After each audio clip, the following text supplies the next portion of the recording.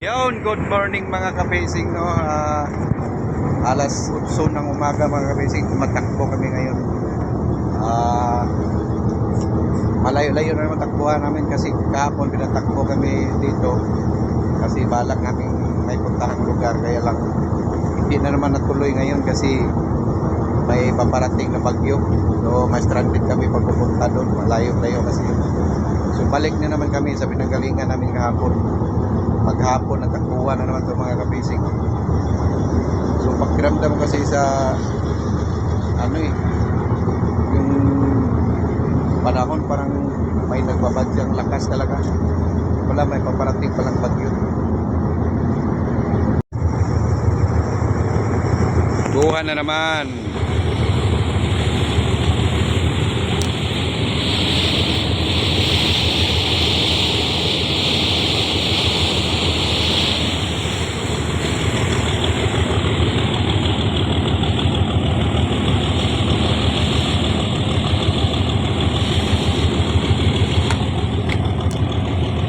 Siguro dating namin doon na pagtuloy-tuloy kami sa mga alas 3, alas 4. Pero yung mga light boat natin kasi mabagal yon. At saka malayo na kasi sila. Kasi madaling araw pa lang, pinatakbo ko na sila kanina. Ngayon pinabalik kami. So baka abutin mga alas 7 ng gabi bago sila makarating doon sa puntahan namin. O maliwanag din naman ang buwan ngayon. Ngayon pa nga lang medyo maalon-alon na. Baka bukas malakas na to dito. Bukas o sunod araw may parating na bagyo na naman.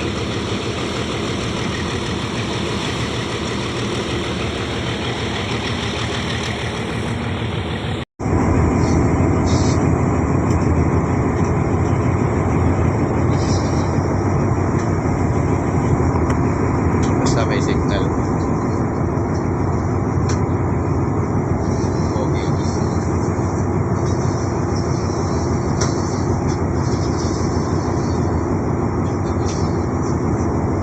So, malayo-layo pa yung takboy namin. Hapon na yung dating namin. Lalo na yung mga ilawan.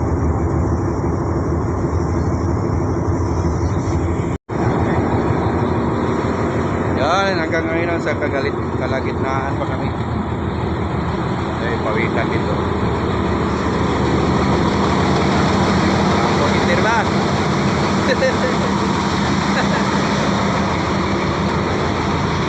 Sinabunutan ng asawa yun, kaya naubos yung buhok. Oy, ito yung lugaw namin. So, magluto kami ng lugaw.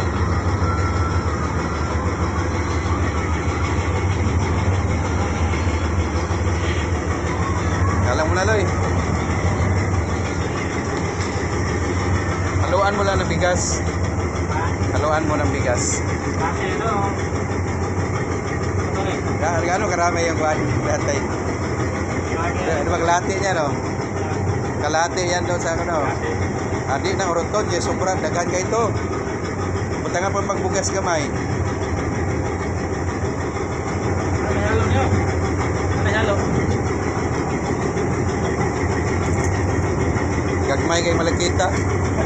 Dahil lang gamay bugas. Huruton na lang na. Mas butangi gamay bugas.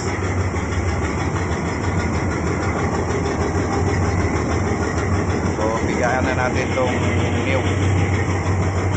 Magluto kami na lugaw mga basing. Gawa ng kalutin. Bagay na ikaw. Sana yung sa atin.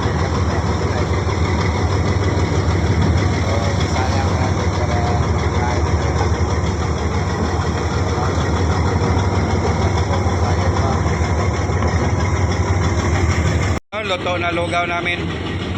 Ito na rin yung tanghalian natin sama merinda. Sarap.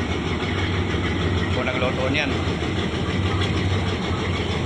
Oh, ano yan? Kumain ka ng kanin, ha?